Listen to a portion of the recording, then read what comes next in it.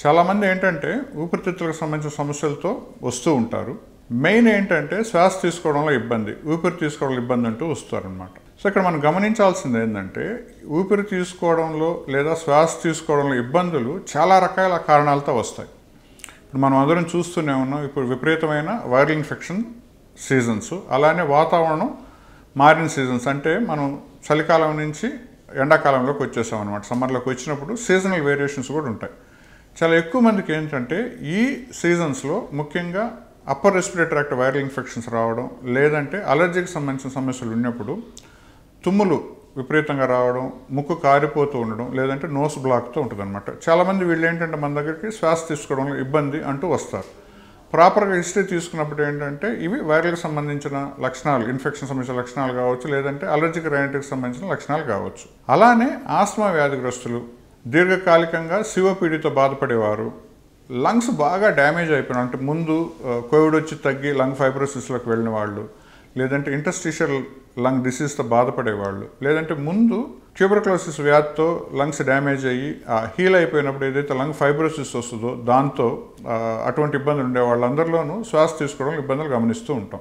So ఒకటి ముఖ్యంగా మనం గమనించాల్సింది ఏంటంటే ఊపిరితిత్తులకు సంబంధించిన ప్రాబ్లమ్స్తోనే కాకుండా వేరే ఆర్గాన్స్ ఎఫెక్ట్ అయినప్పుడు కూడా శ్వాస తీసుకోవడం ఇబ్బంది రావచ్చు అనమాట. దాంట్లో ముఖ్యంగా ఆడవారిలో మనం గమనిస్తే హిమోగ్లోబిన్ శాతం చాలా తక్కువ ఉన్నప్పుడు, అంటే అనీమియా, బ్రీతింగ్ డిఫికల్టీకి ఒక ముఖ్య కారణం అన్నమాట.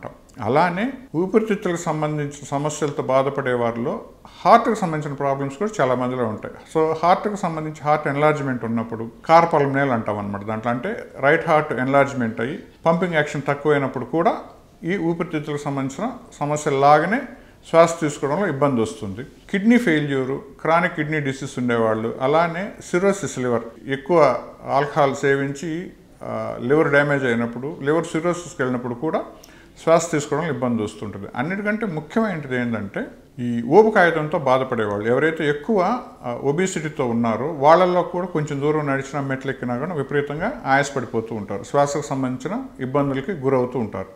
సో ఇవన్నీ అంటే ఎక్కువ శాతం లంగ్స్కి సంబంధించిన ప్రాబ్లమ్స్తో శ్వాస తీసుకోవడం ఇబ్బంది ఉంటుంది. కొన్ని లంగ్స్ కాకుండా వేరే ఆర్గాన్స్ ఇన్వాల్వ్ అయినప్పుడు కూడా వస్తుంది అనమాట. అలానే కొంతమందిలో ఏంటంటే నరాలకు సంబంధించిన ప్రాబ్లం ఉంటుంది, మైస్థీనియా గ్రేవిస్ అంటాం. అంటే ఇక్కడ కండరాలకు సంబంధించిన సమస్యలు ఉండేవారిలో శ్వాస మన రెస్పిరేటరీ సిస్టంలో ఏవైతే రెస్పిరేటరీ మజిల్స్ ఉంటాయో అవి కూడా వీక్ అయిపోయినప్పుడు వాళ్ళలో కూడా శ్వాస తీసుకోవడం ఇబ్బంది ఉంటుంది అనమాట. అంటే వీళ్ళల్లో సాధారణంగా ఛాతీకి సంబంధించిన ఎక్స్రే కానివ్వండి, సిటీ స్కాన్ కానివ్వండి, లంగ్ ఫంక్షన్ టెస్ట్ కానివ్వండి, కొన్ని సందర్భాల్లో ఏబీజీ అంటాం. సో బ్లడ్ గ్లాసెస్ ఎలా ఉన్నాయో చూసుకోవడము, కొంతమందిలో సిటీ స్కాన్ కూడా మనం చేసి ఊపిరితిత్తులకు వెళ్ళే రక్తనాళాలు ఏమన్నా బ్లాక్ అయినాయా, ఎంబాలిజం ఏమన్నా ఉందనేది కూడా చూసుకుంటాం. ఇవన్నీ చేశాక కూడా శ్వాస తీసుకోవడం ఇబ్బంది కానీ ఉంటే, అంటే చిన్నదానికి అలసిపోవడం, కొంచెం దూరం నడిచినా, ఏదైనా చిన్న పని చేసినా కానీ శ్వాస తీసుకోవడం ఇబ్బంది ఉన్నప్పుడు పెద్ద వయసు వారిలో ఈ మైస్థీనియా గ్రేవిస్ని కూడా మనం గుర్తు పెట్టుకోవాలన్నమాట. ఇది కూడా శ్వాస తీసుకోవడంలో ఇబ్బందికి ఒక ముఖ్య కారణం అవ్వచ్చు. సో శ్వాస తీసుకోవడానికి